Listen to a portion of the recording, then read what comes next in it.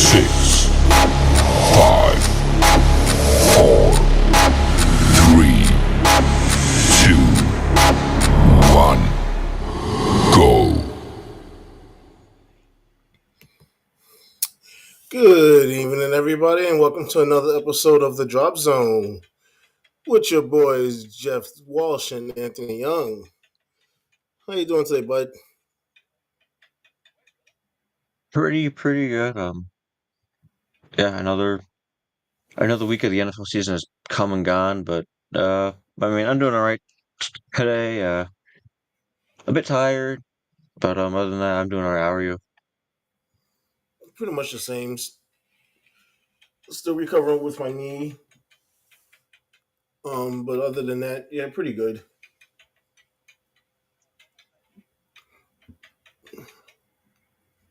That's good.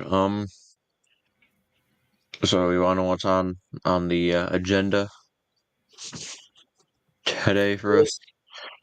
Yes, yeah. Let's let the people know what we got going for today. All right, well, we got some sad news in the NFL. I'm sure everyone's heard about it. We will talk about that first. Then we'll talk about the Week 10 in the NFL that happened. Another crazy, weird week. This week is just, or this season has just been a very weird season. Um, and we got the Dallas Mavericks firing their general manager. We are gonna share our thoughts on that, and we got two dummies of the probably the decade so far, really, in the Oh, two? MLB. Uh, we got some big idiots in the MLB this year, or I mean this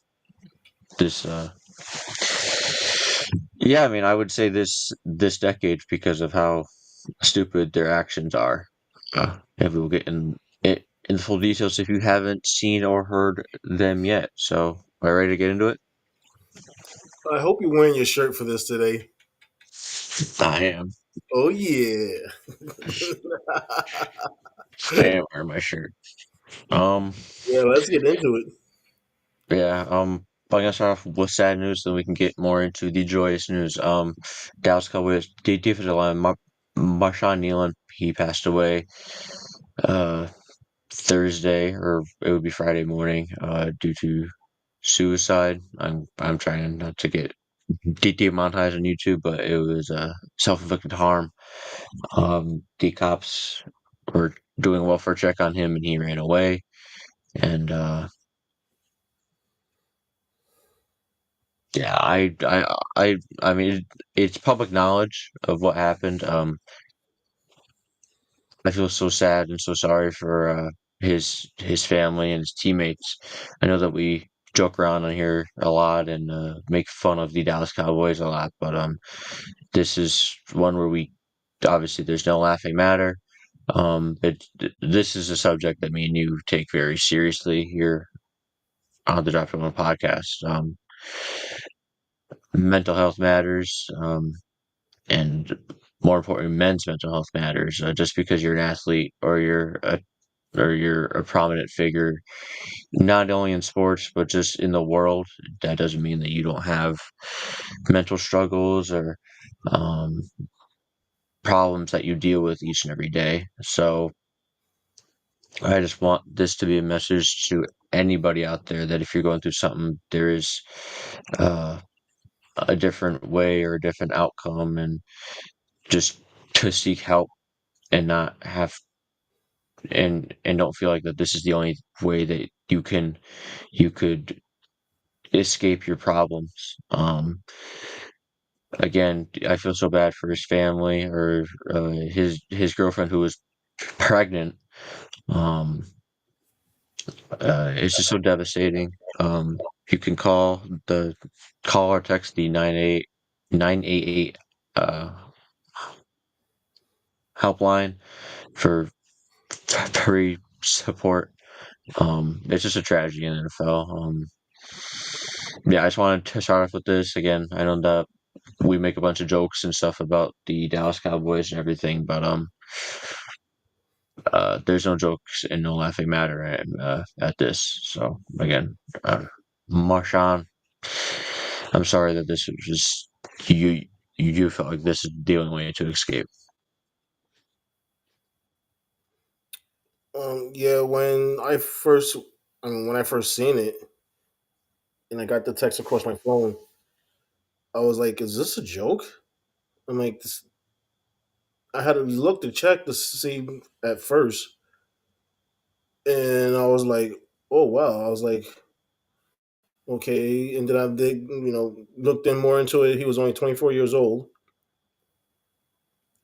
Um, there was a few complicating stories about the whole situation, which I really don't want to get into. Out of respect of him and his family. But I mean, yeah, I agree with you when it comes to mental health. It's better to just seek out the help instead of, you know, trying to deal with it yourself and end up with a situation like this where you know, basically took your own life. Um, you know, all our thoughts and prayers go out to his family, his girlfriend, his unborn child. Yeah, it's just, yeah, like you said, this is, I mean, for us, this is something we take very, we take to heart, and we are very strong about it. Where we prefer, if you are having mental health, to go get help with it instead of trying to fight it on your own. Yeah, I can't really say much more about it. It's just,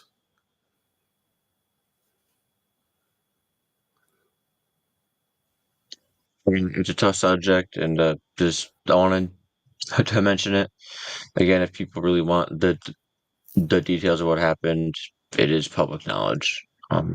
You can go and find that pretty much anywhere now. But yeah, moving on. Uh, NFL Week 10. It started off with a crazy, crazy game, and I don't remember where it was, but it was a foreign country with the Falcons and the Colts. Uh, I want to say Berlin. Berlin.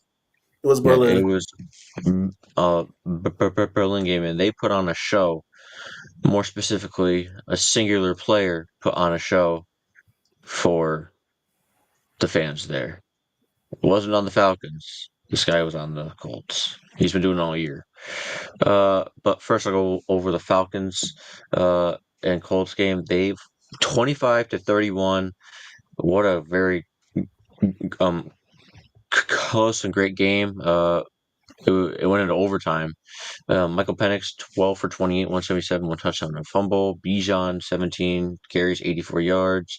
Tyler Algier, he had 2 rushing touchdowns. I'm sure that really hurt any fantasy owners that had Robinson, seeing Algier get 2 touchdowns.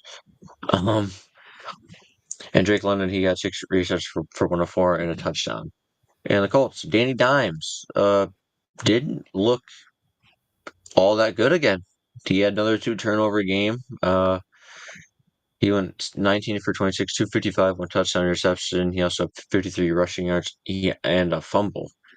But the man of the game, Jonathan Taylor, if I had MVP vote, I would probably vote him for MVP. 32 carries, 244, 3 touchdowns, 3 receptions for 42 yards. He had a total of 286 combined yards. That's incredible. Um, just an absolute insane game from him. And the sole reason why they won this game. Again, he's my MVP this year. I mean, I know Jason's probably screaming it too, but again, he's my MVP. That's again, he was the main reason why they won this game. Daniel Jones again did not look fantastic in this game. He probably made plays when he needed to, but those turnovers as we're getting closer and closer to playoffs are gonna come back to bite them, but they are lucky that Jonathan Taylor exists and is carrying this team on his back this year.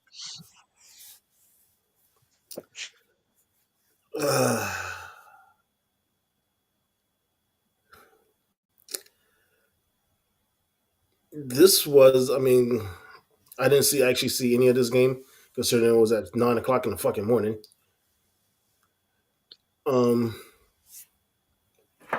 I did catch some of the highlights while I was at work, but yeah, when I last looked, I was like, oh, the Falcons are about to win this game. I was like, the real Daniel Jones finally is showing up. And then, I don't know, probably about an hour later, I checked back to see the final score and saw that the Colts end up winning. And I was like, what the hell just happened? Jonathan Taylor has been the most consistent thing on that team. And yeah, I gotta agree with you. I mean, if we had an MVP vote right now, yes, Jonathan Taylor would have our votes for MVP. Because he is the one that's keeping that team going. He's the one that's keeping, that basically the team afloat. The defense, I felt looked, from what I saw from some of the highlights, I felt the defense looked like it was actually coming together. Of course, they still got a new piece with Sauce Gardner, but yeah, I mean overall,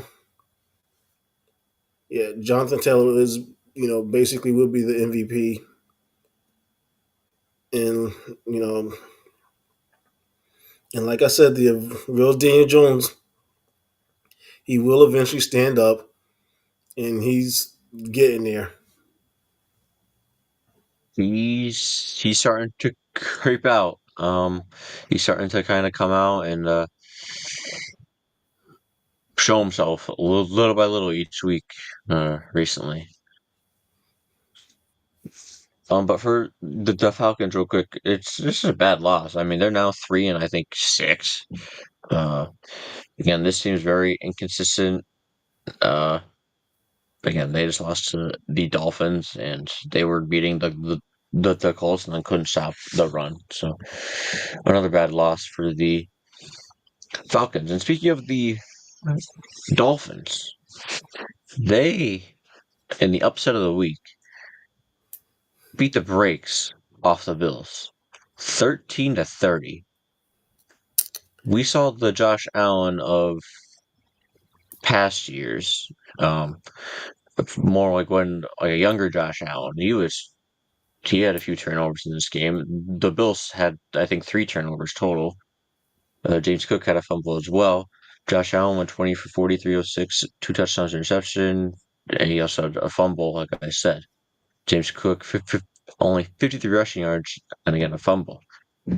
Khalil Shakir, 7 receptions for 58 yards. Keon Coleman, 3 receptions for 46 yards and a touchdown. And on the Dolphins side, Tua, he was trying to give this game back as much as he could. 15 for 21, 173, 2 touchdowns, and 2 interceptions.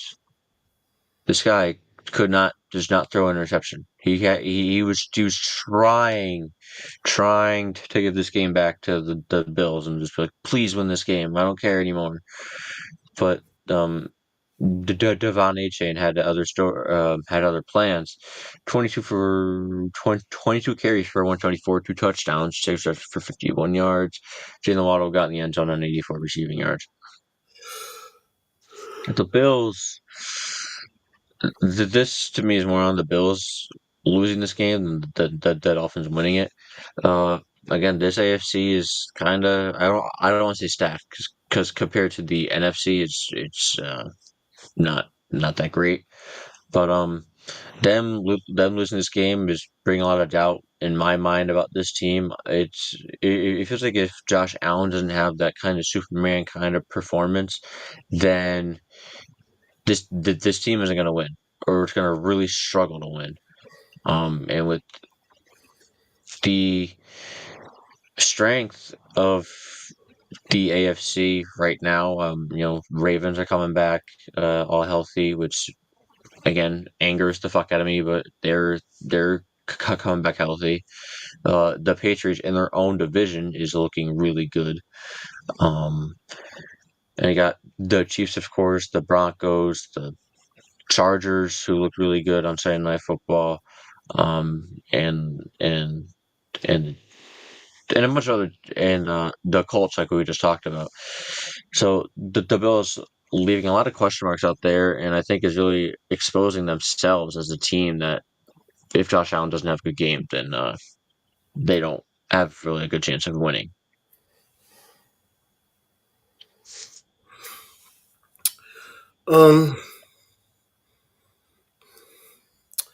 I think the Bills is coming off of the high from when they beat the Chiefs the week before.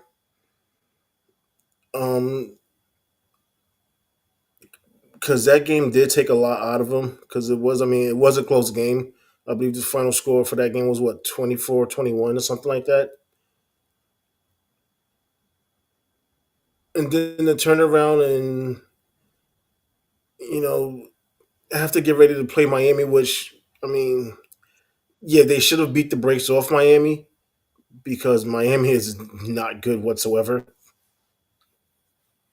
They have their moments, but overall, that team is they're just not that good.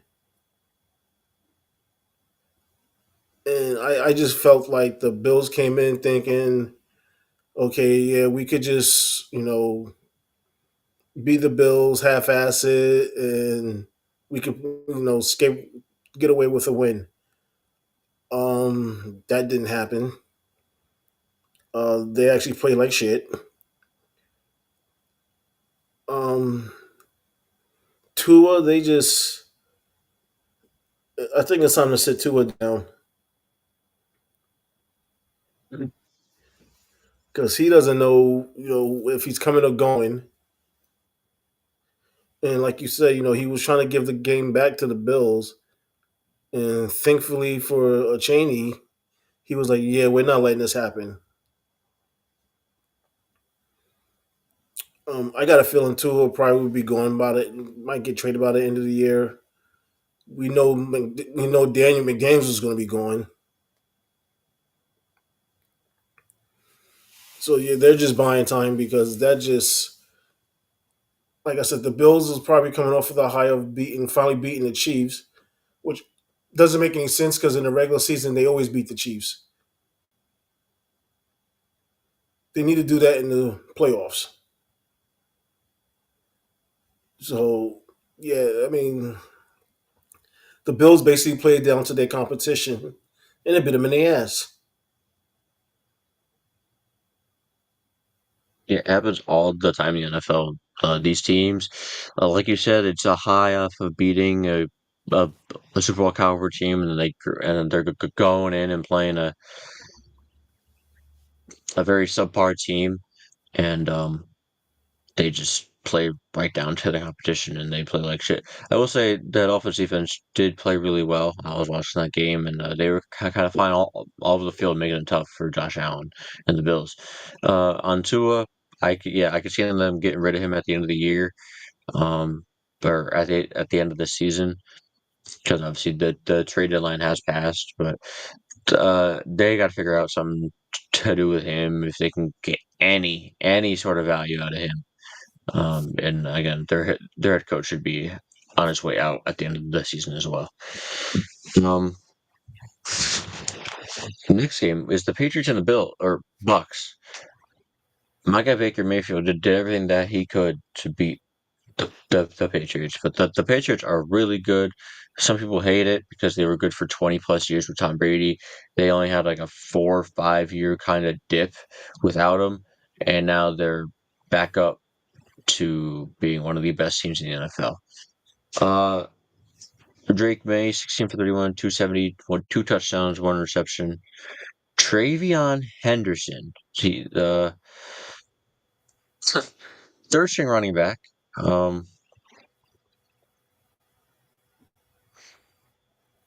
And he had 14 carries for 170 yards and 2 touchdowns.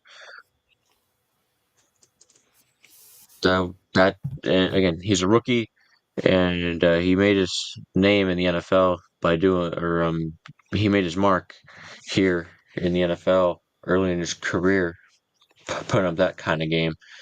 Matt Collins, 6 starts for 106. Kyle Williams, he had 1 catch for 72 and a touchdown. And Stephon Diggs, who we thought this kind of pairing here wasn't going to work out, but it's actually worked out pretty well for the Patriots. Because guess what? He keeps his mouth shut, like you said, Tony. He keeps his mouth shut, and he's just going out there and playing football, and he's being a great veteran for Drake May and the whole locker room. 5 receptions for 46 yards and a touchdown. And then on the book side, Baker, 20 for 43, 273, and 3 touchdowns. Sean Tucker, the third string running back, had 9 carries for 53 yards.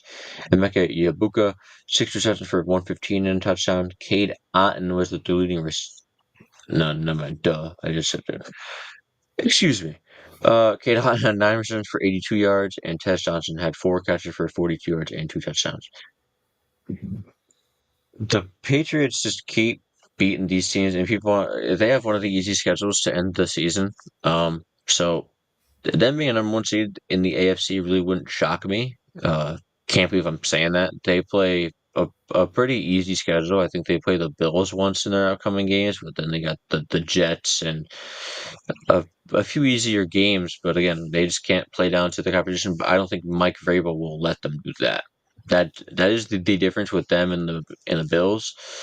I think they are very well coached, whereas Sean McDermott and the Bills, they just kind of do whatever. Whereas Mike Vrabel goes into every week as if, as he should. It's an NFL team. You can get beaten by any team in the NFL at any given point. So, again, Patriots looking really, really good this year. Again, the addition of Diggs was huge. I mean, I remember me and you were like, I don't know how this is going to work. It's a very young quarterback, and Diggs is a bit of a hothead, and he doesn't know when to stop running his mouth, but he's doing a great job of not running his mouth and just getting out in the field and playing football. Yeah, again, another great game, another close game that the Patriots end up winning, and I think they're 8-2 on the season. So, yeah.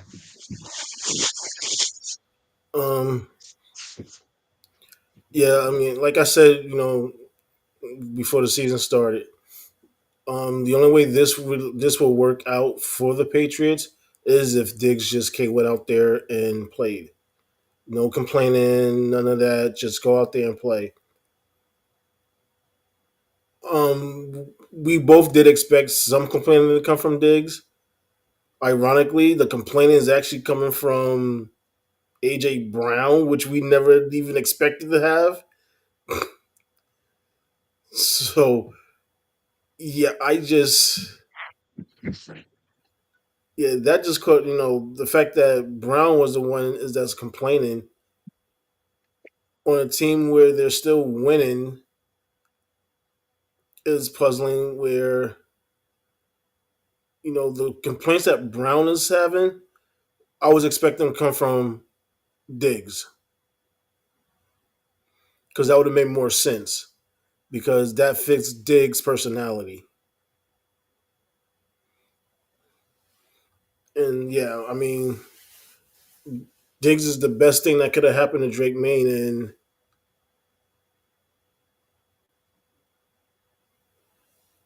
I mean, I got to give it to the Patriots. I mean, we expected them to be, a fairly decent team.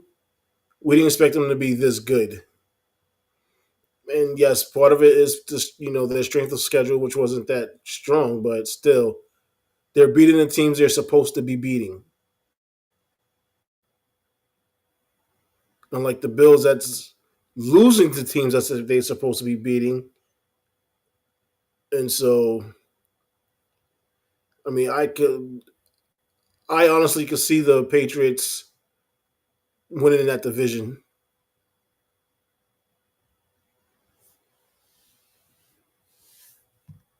I can see them winning the division. I can see them winning the AFC. Yeah, I mean, and to touch on AJ Brown real quick, I mean, he did a little bit of this last year of the moaning and groaning and the complaining, but again, they won the Super Bowl, so people really do forget about it.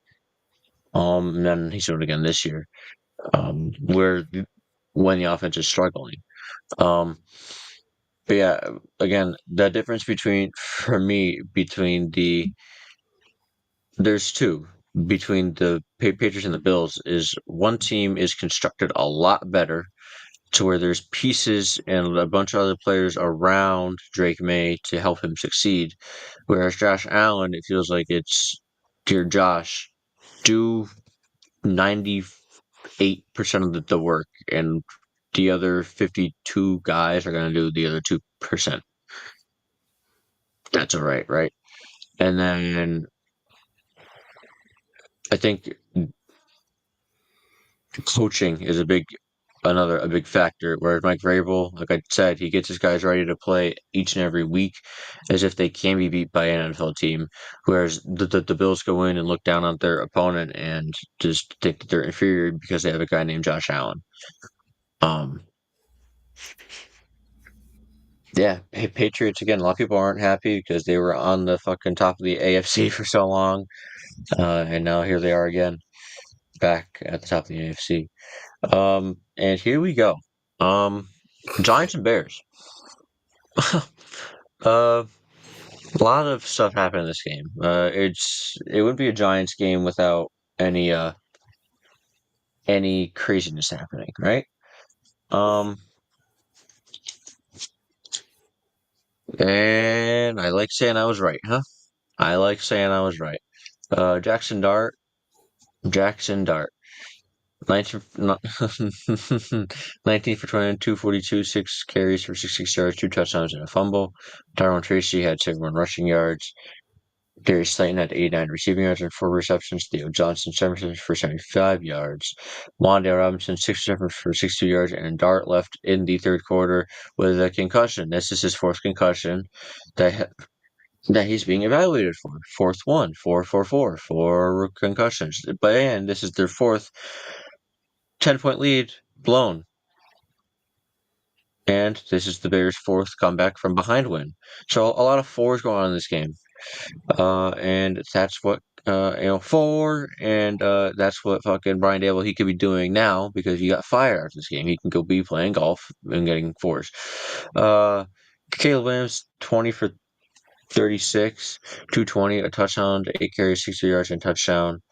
DeAndre Swift, 13 carries, 80 yards. Rome Dunze, 86 receiving yards and touchdown. And Coast Loveland for 55 yards. I got through those stats really quickly because I want to hear your thoughts. Brian Dable is finally out. We've said this at the beginning or even before the year started of Brian Dable is on the hot seat and is a potential for one of the coaches to be fired mid-season. And boy, were we right, and it's all his fault. Tony, take it away. I am excited to hear your thoughts on this. Uh, hey, Brian. I've been Okay. waiting. I've been waiting. Sorry, I've been waiting. All right, let's start with the game first. The Bears jumped out to a 7-point lead. The offense was struggling. And then the offense woke up with 17 unanswered points. Going in, closing out the first half and starting the second half. The Giants was poised to win this game. And then, of course, Dart gets a concussion. Now, you would have thought by now that Brian Dable would have been smart enough to know, okay, we know Russell Wilson is ineffective. Put in Jameis Winston. considering Winston is more closer to playing like Dart does than Russell Wilson. Every time he put Russell Wilson in a game where Dart has to come out for some reason, the offense becomes stale. Nothing. I mean, it's just like they pulled on the e brake and just locked the wheels. The offense does nothing, and to let again, this is basically. I mean, they both deserve what he got because once you saw how ineffective Russell Wilson was, and the fact that the offense wasn't moving, why not go immediately to Jameis Winston and say, "Hey, get in there." At least Winston is mobile enough where some of those sacks that Wilson ended up taking, Jameis Winston would have avoided.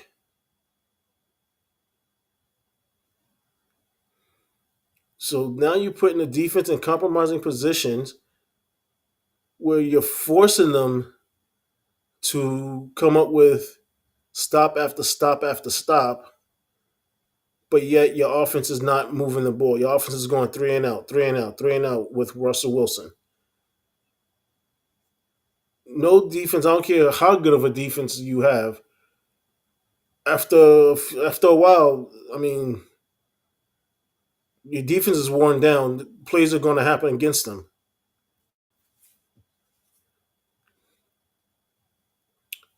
It was.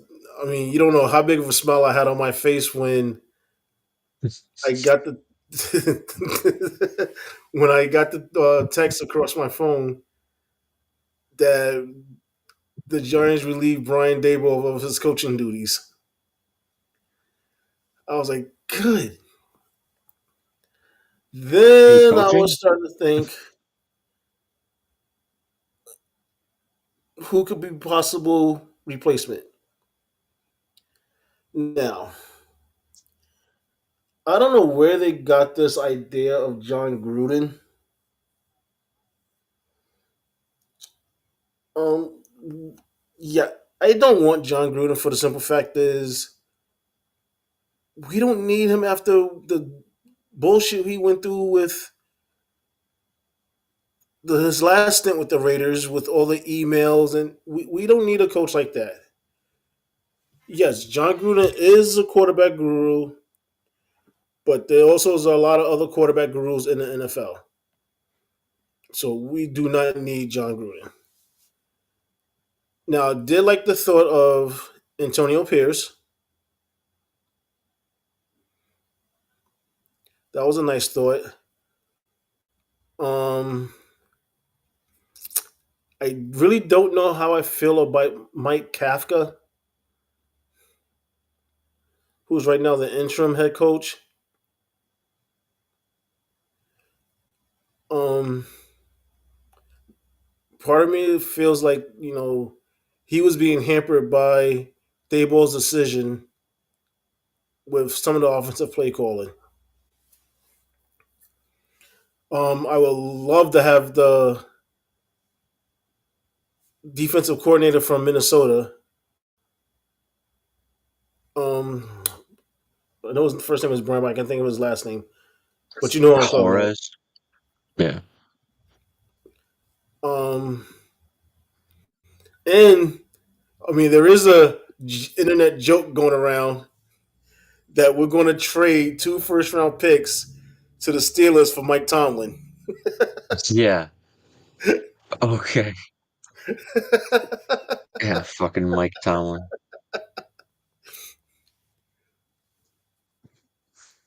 But yeah, I mean, now you get. I mean, the one thing I do like with Mike Kafka right now, he named Jameis Winston the starting quarterback while Jackson Dart's out. He Again, I think basically he should be out the whole rest of the year. Sit his ass down. Sit he sit his ass down. he basically said, Russell Wilson, yeah, you're not stepping on the field unless the both quarterbacks are out. That's the only way he's getting back on the field. Because with Wilson, that offense does not move. There's no energy to the offense. There's nothing.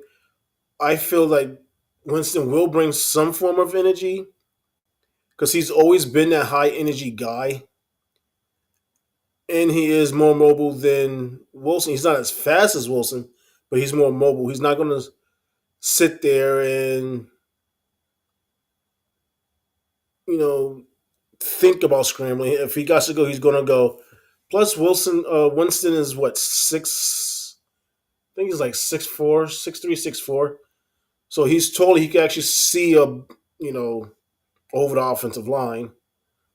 Only thing I'm worried about is which touchdowns he's throwing to. Is it going to be a Giants touchdown or is it going to be a defensive touchdown? Don't matter. It would be exciting to watch. And I Whereas with will agree Russ, with that. it is boring as hell to watch. Yes, with Wilson, yes, it is. The offense is boring. The only time the offense was exciting under Wilson was against the Cowboys.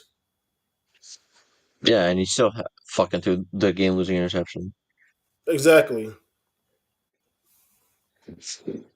Yeah, to get your point across, Russell Wilson is 5'11", Jameis Winston is 6'4". So, and Winston always has that lively, joyful, energetic personality about him, whereas Russ is very stoic and professional. He's like, all right, guys, let's go get it done. Whereas Winston, he is one to fire up his group. Again, on the game, I saw you guys winning. I saw you guys winning, and then Dart got hurt. I'm like, shit, that's not good. You put Russ in, and it looks like the first 3 weeks, other than that Cowboys game, it looked like the first 2 weeks of that season. And I'm again, Dave. I never call for head coaches to be fired, but when you're a defensive-minded head coach, that's what he was known for. Was his defensive mind. You have one of the best front four in the Front league with seven. Brian Burns. Sorry, yeah, front seven in the league, and you can't stop a quarterback that's been just beat down by the media. I understand he has Ben Johnson, and again, I'm very high on Caleb Williams. I think he's doing a lot better with Ben Johnson. Obviously, he's doing a lot better with Ben Johnson. He's been a lot better this year. But this is your fourth. I can't even just sing all this game. This is his fourth game that they've blown a 10-point lead in. The fourth one, and you're a defensive-minded head coach. Brian Dable didn't seem to make any form of adjustments on the offense or defensive side of the ball. Any. And you watch every game, Tony. I don't even have to watch it. I know he doesn't, because he wouldn't. Because you see that Russ in the first few weeks didn't do anything. You saw when Jackson Dart got injured and Russ came in, it was terrible, and then he got booed off the fucking field. That should have been a hint of, hey, we can't keep putting Russ in if Dart gets out or injured. We got to put Winston in. And I'm very pissed at Dable because he's jeopardizing Dart's future. Again, this is his fourth concussion that he's being evaluated for. You have a lame duck head coach that is trying to save his job with not only every game but every play. So he was running QB power, QB this, QB that, all on Dart to try and save his job and make Dart look amazing and to make him look even better for trading up and getting Dart earlier when again they could have waited. Yeah, there was But no he's need trying to to make trade up. There was no need to trade up to get him. They could have got him in the second round. They had a high enough pick exactly. in the second round to get him. Exactly.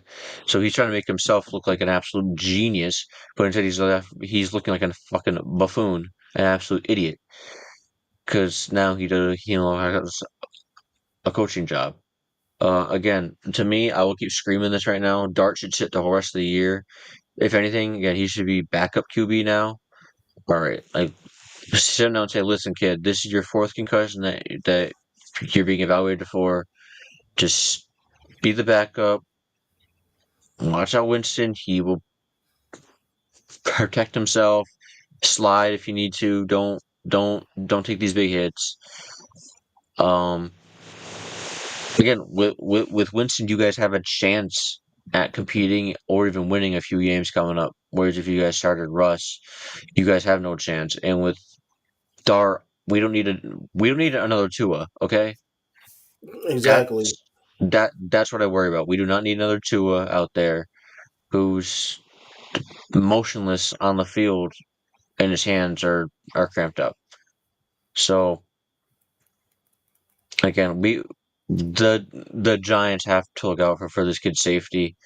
Put Winston in, have some life in the offense as if Dart was still in there. And yeah, Dable, good riddance. Again, you weren't even a head coach for my team that I liked, but you were terrible. People on Twitter were like, "Oh wow, I can't believe that they let go of him." Hit the front office's bad choices led to him getting fired. I'm like, I don't disagree, but when his record's like 13-40-1, I kind of struggle to agree with that fully because again, he's not making coaching changes on the field. So, I mean, I but yeah, agree the front office didn't help much, but at the same time, you got to look at it as okay. I'm pretty sure the front office pulled them in the office and say, "Hey, what do you think about this player? What do you think about this player? Who do you think we should draft?" So I'm pretty sure he was involved in player personnel. Um, the fact that I mean, Abdul Carter was I was kind of skeptical on the pick, but he's turning out to actually be you know a very good player. But again, like I said, there was no need to trade back into the first round to get Jackson Dart. You could have got him in the second round with a high pick. I mean, Scatterboo was a great draft pick. It was sad that he got hurt. Damn Eagles.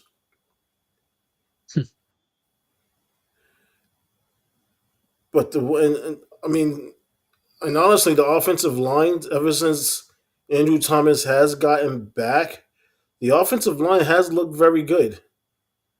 I mean, there are times where they look discombobulated, but overall, the offensive line has held up for most of the year. And the fact that this, like you said, Dable is supposed to be a defensive guru, and outside of Tyler Nubin and Holland, that secondary is horrible. Well, and Flop has still. I mean, he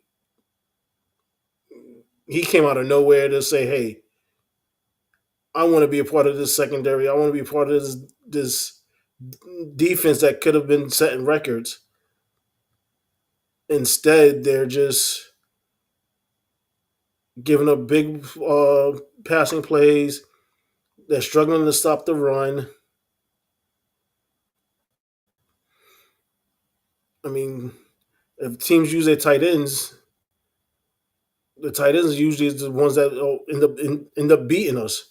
Every team that beat us has used their tight ends the way they're supposed to, and so yeah. I mean, there was parts that the front office could have helped fix even more, but at the same time, Dayball is the one who's signing off on a lot of some of these players in this player personnel decision, and it's just Yeah, it was just bad.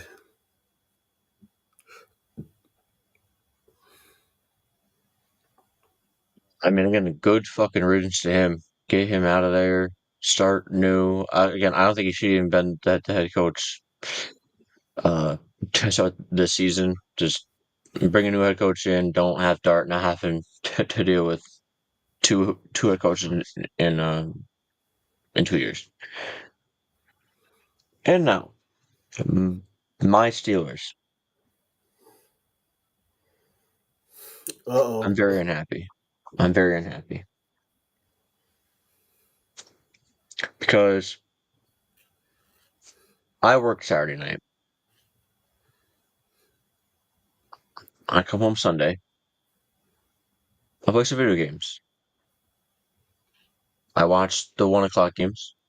That's how I saw the atrocity that happened with the Giants and the Bills. I'm like, I'm gonna take a nap. I'm gonna wake up for the Steelers game at 8:30.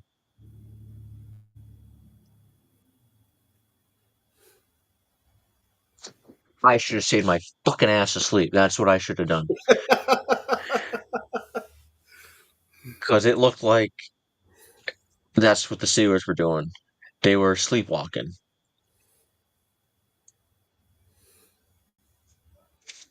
Rodgers went 16 for 30, 161, a touchdown, 2 interceptions. The one was not his fault because Calvin Austin had some fucking whatever on his gloves and couldn't catch the ball.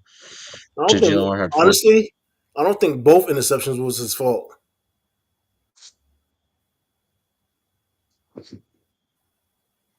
Well, I mean, he launched the one down the field, and it was, I think, either underthrown or no, like he overthrew DK Metcalf. Okay.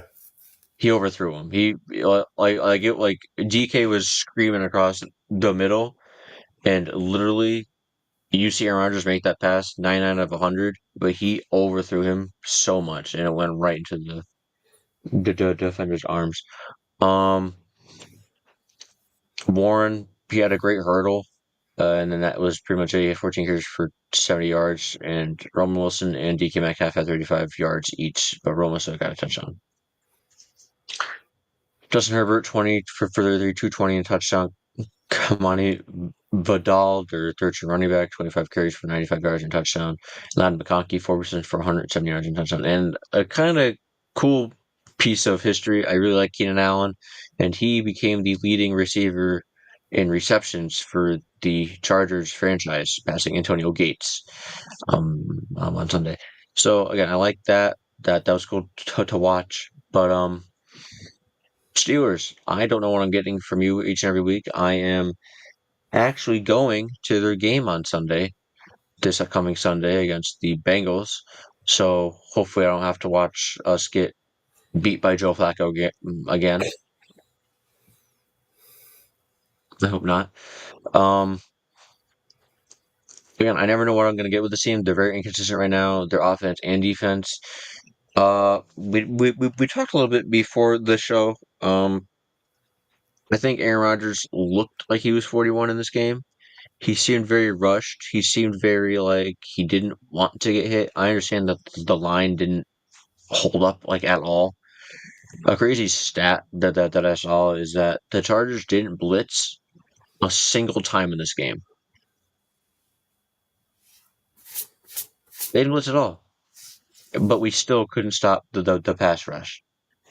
That's pathetic.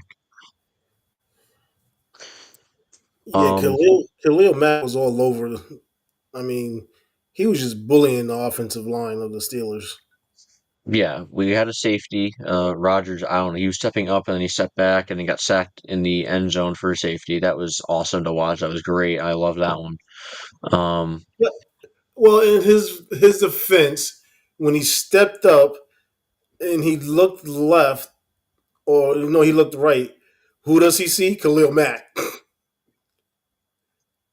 So yeah, yeah, he but was like at trying that to. point, just throw it away. Please, just throw the damn ball away. Please. Um, Again, I am very unhappy with this team right now. But we're doing Steelers things here, man. We had the AFC North on lock. It doesn't help that the Browns are fucking stupid and they traded away their fucking goddamn starting quarterback to a division rival in the Bengals, and that just started the whole fuckfest of we lost to Yeah, them, and it's been downhill since. that still didn't make any sense to me. That's one of the dumbest trades ever. Um,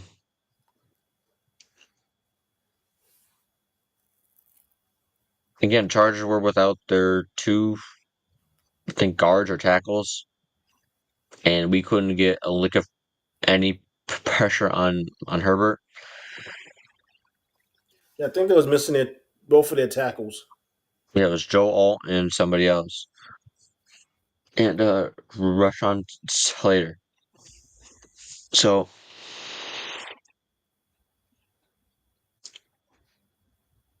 again, I just should have saved my ass to sleep because if I woke up and it was 10 to 25, I would have been fine.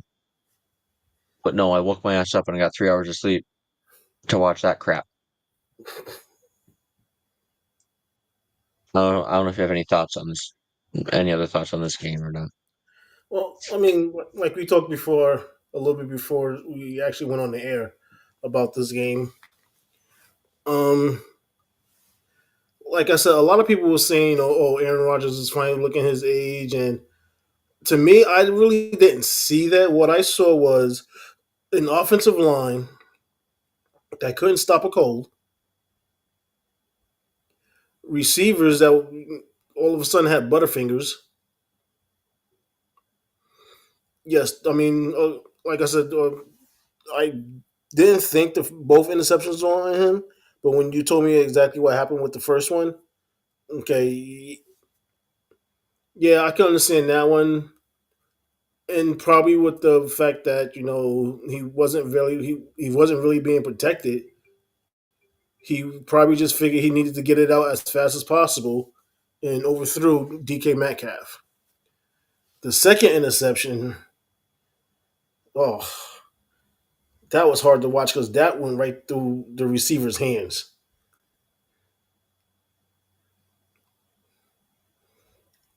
The running game was somewhat there, but wasn't really effective. So I mean, yeah, if your receivers are not catching the ball, your offensive line's not blocking for you, and your running game is there but not fully there, yeah, he's going to look bad because he's running for his life. I mean, Khalil Mack was all over him. It's like Khalil Mack had a personal vendetta against Aaron Rodgers. And the defense, I don't know if JJ Watts, TJ Watts is hurt, but there's something going on with TJ Watts that's he's not himself.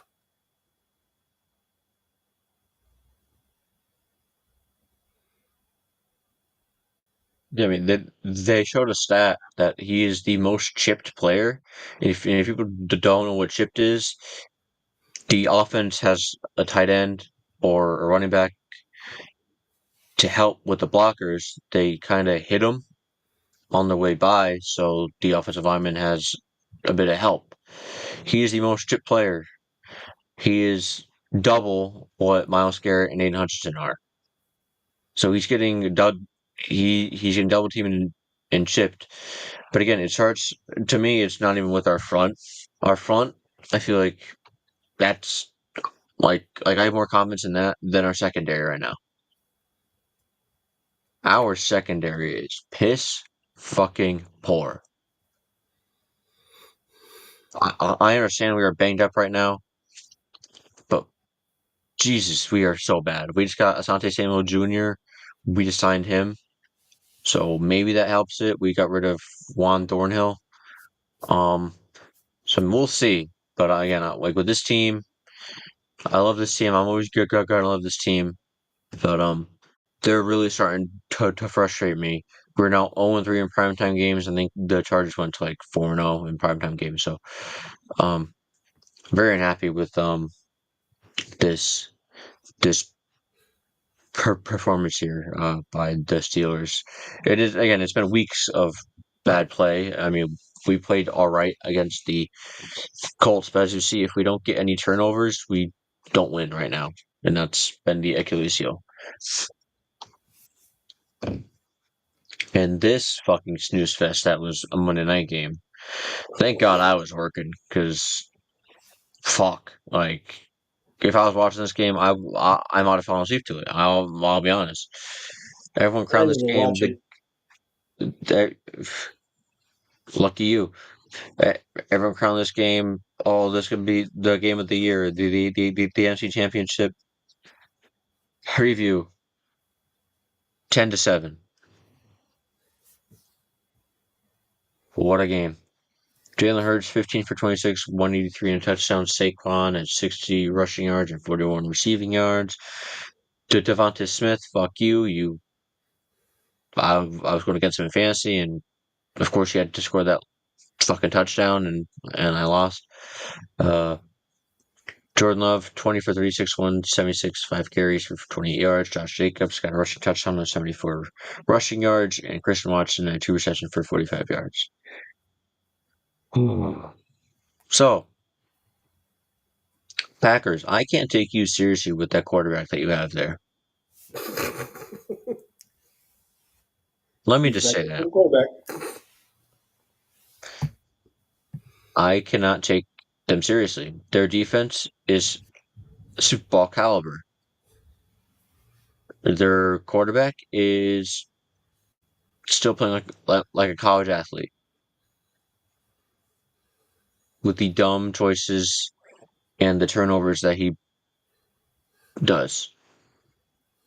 He had that terrible end of the half fumble. Terrible, terrible, terrible. When he could have just gotten sacked, but he was trying to do too much, and then a fumble happened, and they didn't get any points out of it. He against the Panthers, he pretty much threw a punt to the Panthers into a team meeting interception. He didn't. He should have beaten the Browns. Didn't do that. I understand Browns are a good defense, but didn't do that. If you want to play him with the elite or the really good quarterbacks, you got to show up, and he's not showing up. Both teams didn't really show up in this game. I mean, their defenses did, but the offenses, I don't know what the fuck happened in this game, but it was a very just snooze fest game. Eagles, to me, got to pick up their offense. I don't. This isn't sustainable going down the stretch, and in the playoffs when they got to play the Rams or the Seahawks or the top tier NFC teams, I just don't see them being able to just flip a switch and just turn their offense on. I think it's actually like a big problem more than what people are trying to make it out to be. Um, AJ Brown, as we were talking earlier, he only had 13 receiving yards this game. 13. Uh, so yeah, again, another snooze fest of a game that everyone really thought was going to be a lot better of a game. Yeah. Um,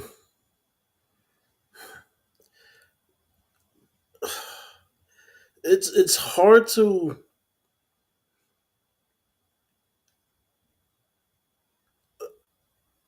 just watch both teams play, especially with all the talent they have on offense. I mean, you got Josh Jacobs, Christian Watson. I mean, you got a nice receiving core. The offensive line is, I mean, I'm not gonna call them elite, but they're they're solid.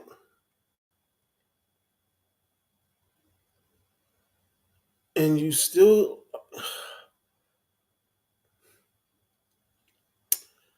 and we're still dealing with a quarterback that just keep thinking he's Brett Favre, and he's not.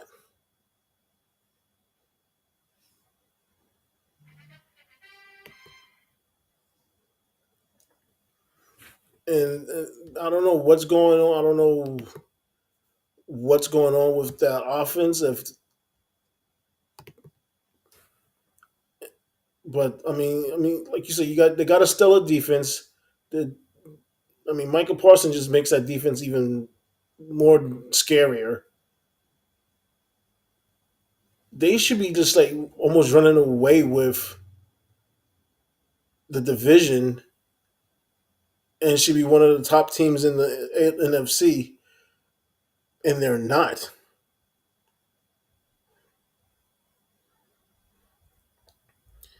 The Eagles, I don't know what's going on with them. They're just that team. You got an unhappy receiver in AJ Brown, which I can understand. 13 yards, really. Yeah, I would kind of be unhappy about that too. He got 13 yards more than me and you. And I worked. We both, I work too. I think we walked. I mean, we obviously walked more than 13 yards, but still, And then, the running game isn't the same. The running game struggling. Yeah,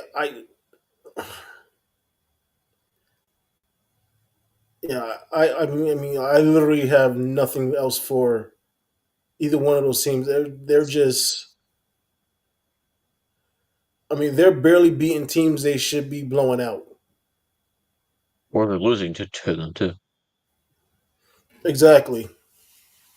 Um, Again, Jordan Love's a little defense I can give him. Tucker out with the ACL injury. He's like their George Kittle. And their wide receiver room is banged up really, really bad. Uh, they had a guy that's been playing corner all year. They had him as wide receiver last on Monday night. That's how bad their wide receiver room is right now. Wait a minute. They was just back a week ago. They're all they're all injured again. They all are pretty bad. Um, all right. And now into the NBA. Dallas Mavericks, like I said, fired general manager Nico Harrison, who made the dumbest trade I think I've ever fucking seen. Trading away Luka Doncic for Anthony Davis, the walking hospital bill. Um, Who, by the way, is out for the season now. I didn't see that one. I saw a few days, and I again, like I looked everywhere for that report. I know that it was on the Top Zone page, but I didn't see any real like kind of news about that.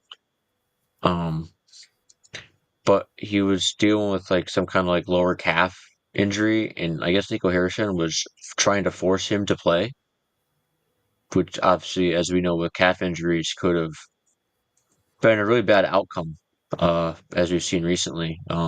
He could torn his Achilles, and Nico Harrison didn't really care. Um, I don't have much to say because I'm not a Dallas Mavericks fan, but when you trade away your one of one player in Luka Doncic for Anthony Davis, you deserve to be fired. On paper it looks good, but we all both know overall it's not. No, no. And the fans' reaction said it all.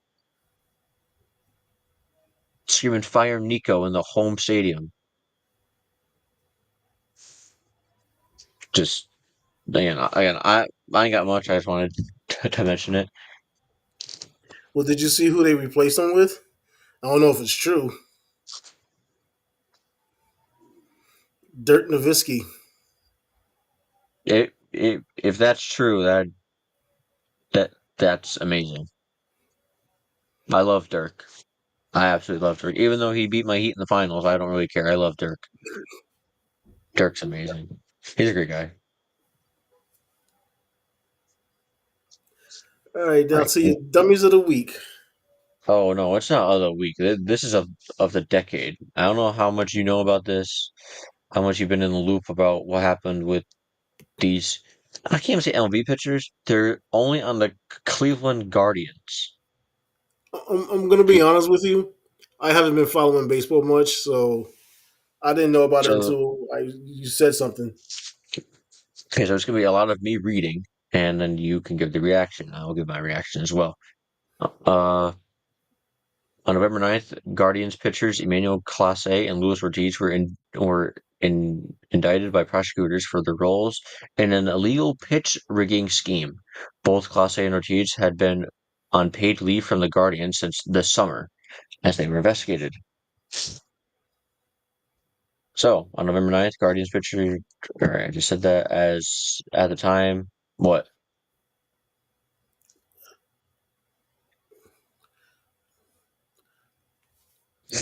Go ahead, finish. Okay. Um, at the time of Jeff Passan's initial report, Clase was not in custody. Clase had been on MLB's non-disciplinary paid leave list since July 28th and hasn't pitched an MLB game since. According to Passan, the indictment claims that Clase has been a part of this scheme since May of 2023, which involved him throwing intentional balls to win wagers. Additionally, Clase also accused of facilitating part of the scheme.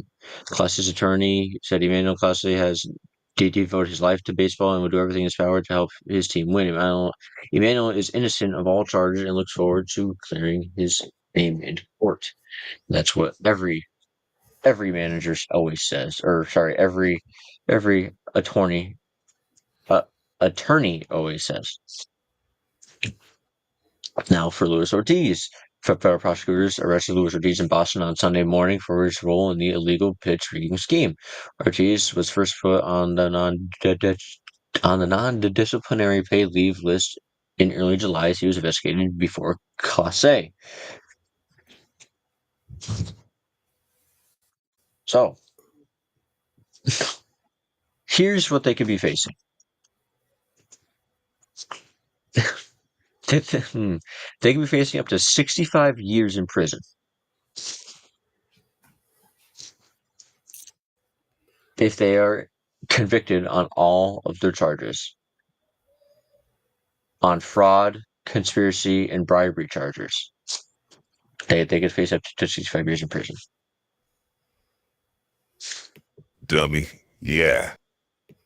Oh, yeah. Big dummy. All right, so what did they do?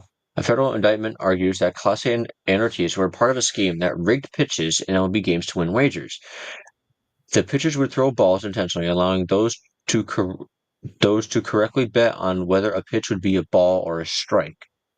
According to Jeff Passan, Ortiz was paid $5,000 for throwing a ball in a June 15th game, while Clase was paid $5,000 for facilitating this game. Those two were then paid $7,000 for a similar situation on June 27th. Publicatory reports that multiple bettors, including the two defendants, placed over 100 fraudulent bets and parlays on Clase's pitches. Overall, the indictment claims that the bettors won over $400,000 from betting platforms on Clase's pitches. A report from The Athletic further detailed the allegations against Clase and Ortiz revealed that Clase made a call during a game shortly before a group of bettors won about $11,000 by wagering a particular pitch by Clase that would register at slower than 97.95 miles per hour. Clase allegedly threw intentional sliders in the dirt over a period of 2 years so a group of bettors could benefit from wagering on both sides. From wagering on both the speed and the result of the pitch. In one instance, Clase allegedly intended to throw a ball, but the Dodgers outfielder Andy Pages swung for a strike. Less than an hour later, texts reveal Clase and another individual commiserated despite the Guardians winning the game. The indictment alleges Clase even sent money for others to bet on his own pitches in some cases and recruited Ortiz to join the scheme in June of 2025. As a result of this case, major U.S. sportsbooks are limiting these kinds of single pitch bets to a $200 maximum, and they are not allowed to be used in parlays.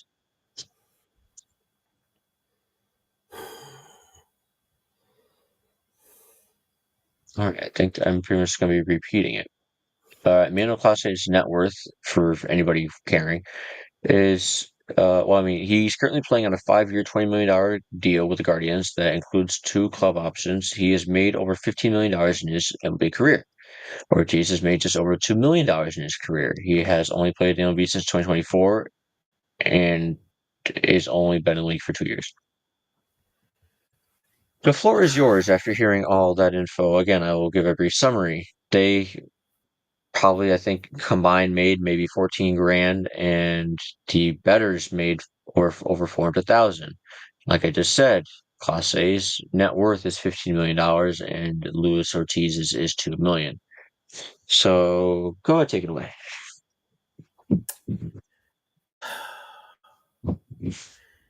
You think these idiots would have learned to stop betting?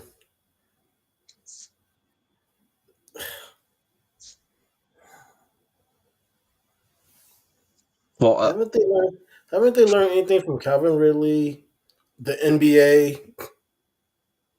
obviously, this is all in the same kind of time frame of the NBA kind of thing, because the NBA thing came out, and then, this was already kind of under investigation. Again, like I said, in early summer, and it's just kind of, and then we were all waiting for the investigation, and now the NBA thing happened, and then now even more of everything came out from this. But yes, I understand. Like, why? Like, not even learn, but it's like, I feel like it's like in your contract, you cannot do any of this shit. I'm pretty sure it is.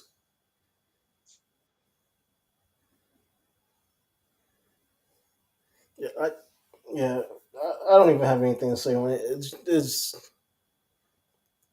just hurts my head. Yeah, I don't think I'll ever get it. Again, these two that make millions, and like I said about the NBA ones, they have generational wealth now, and they're throwing it all away for a few extra thousand. I just really don't understand it or get it. But yeah, Neither do I. okay, if any more news comes out about this, obviously we will cover it here on the channel. Of course we will. And lastly, we got our pick'ems from last week and this week.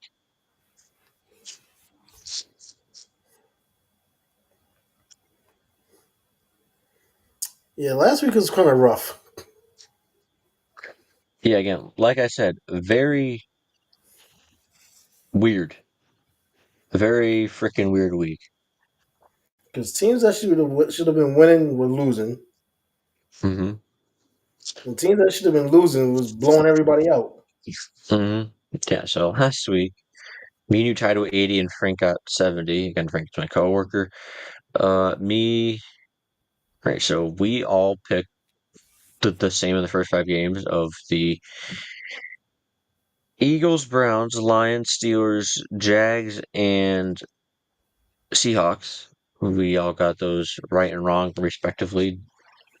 You picked the Patriots. You got that one right. And me and him picked the Bucks. We all picked the Panthers, Bills, Ravens, and Colts. And Broncos and Rams. I got those right and wrong, respectively. And I was the only one out of the two of you who picked the Bears. And you guys picked the Giants. Which you guys should have won, but Exactly. all right, now on to week 11. Week 11 already.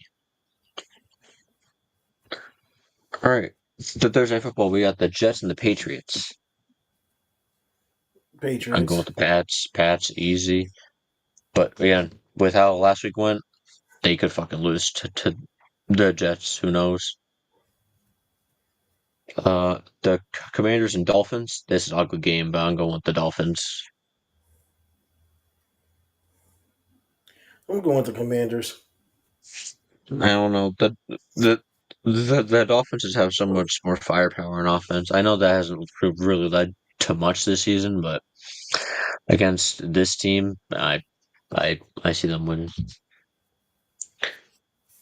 The Panthers and Falcons, I'm gonna go with the Panthers. There's a lot. I want to say that they're a lot better of a team, but the Falcons just got ran all over. All the Panthers got to do is hand it off to Rico Dowdle about 30 times, and they'll be all right. Yeah. Panthers. All right, Bucks and Bills. Again, I just talked about the Bills of not really believing in them or trusting them, so I'm gonna go with the Bucks.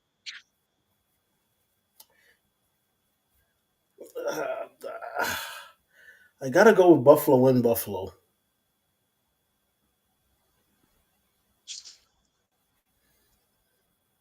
Yeah, I mean, Yeah, again, like they that, are they're a hoping. toss-up game. It's a toss-up game after a big loss. They're at home. I don't know. Their defense is not great, and I think Baker might uh might cook. Exposure. Yeah. Um, the Texans and the Titans. I'm going with the Texans. The Titans are terrible. Yeah, exactly. Bears and Vikings. JJ, I understand he's going into his 5th ever career game, but he has not looked good so far. I'm going with Caleb Williams and the Bears. Bears. All right, Packers Giants. I'm going with the Packers. I gotta go with my Giants. hmm You never know when And Bang. somebody pull one out.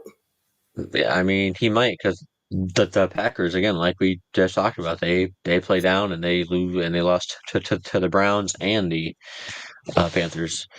Bengals and Steelers. Again, I'll be at this game. I'm going with the Steelers. They better win. I'm going with your Steelers as well. Chargers and Jags. I'm going with the Chargers. Chargers. Seahawks and Rams. Game of the week. Whew. This a toss up, and I just went to whoever was home. I went with the Rams.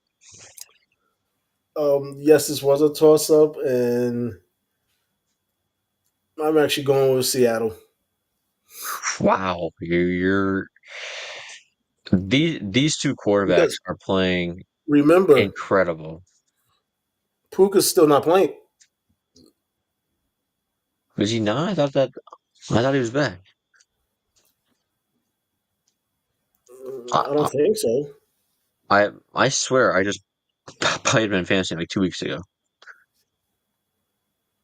and it was the single reason why I lost because the guy had Matt Stafford, Puka, and Adams. Hmm. I think he's back. Let me double check. So I'm gonna go right to that league. I'm gonna check it.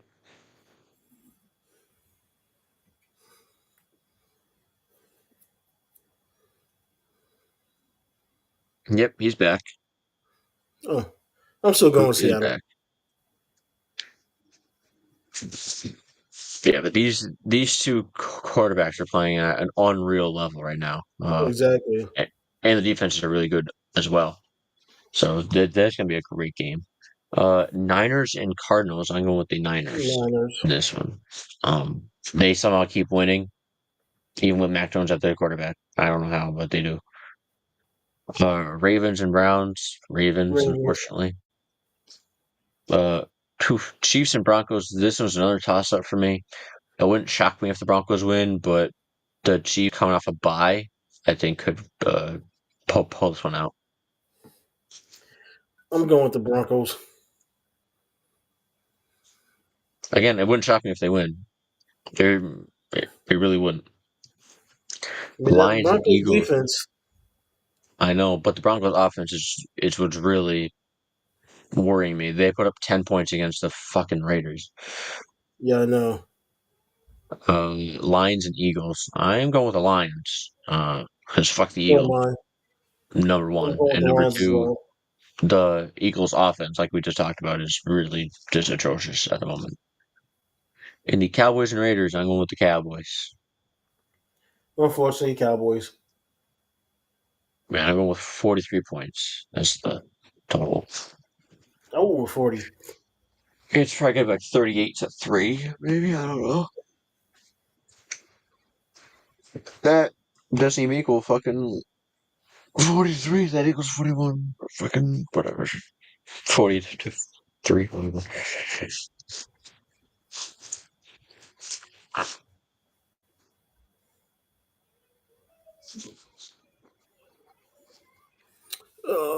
Anything else? No, that's it. That's all I got. Another crazy week. It's only gonna get crazier. Oh yeah, I know. But I mean, for us, crazy equals content and exciting. This is true.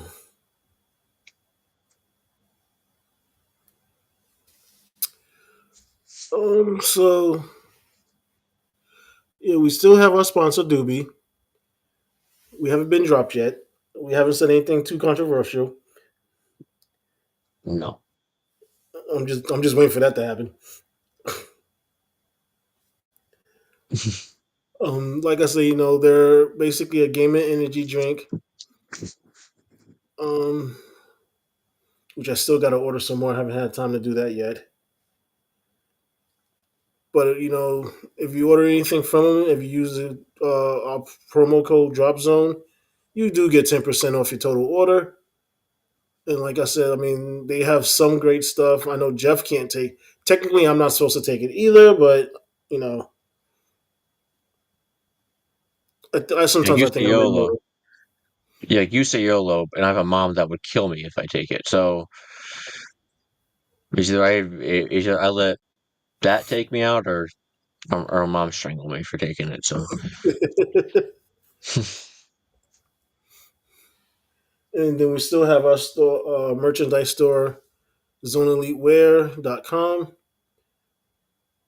And we still doing if you order over 35%, I mean, if you order over $35 if you and you over use, if if you order over 35% of our store, we love you.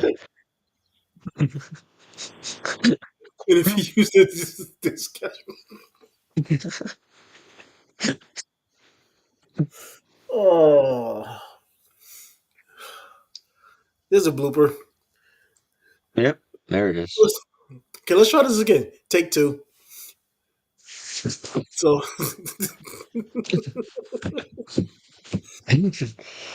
so like I said, if you order over $35, and if you use the discount code Drop Zone, you get 15% off your total order. That's the right way to say it. There you go. We have some wonderful merch, some podcast merch, and then just everyday wear merch. For basically everybody, men's, women's, uh, kids. Yep, we just have our merch and ours on. Yep, we are in uniform.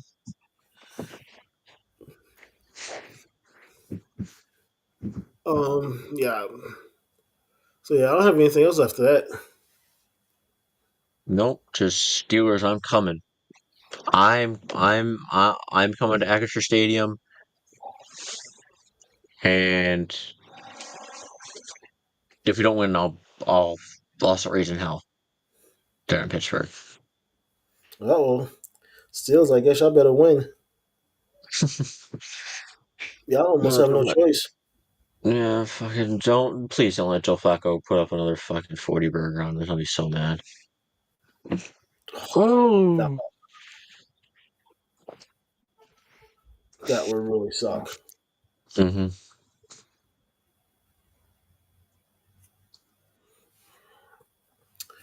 All right. So until next week, we actually have them scheduled as events. So I did them for a couple weeks out. So for like the next couple of weeks, probably until after Thanksgiving, you guys should be seeing the events automatically come to you. Until then, See you all next week.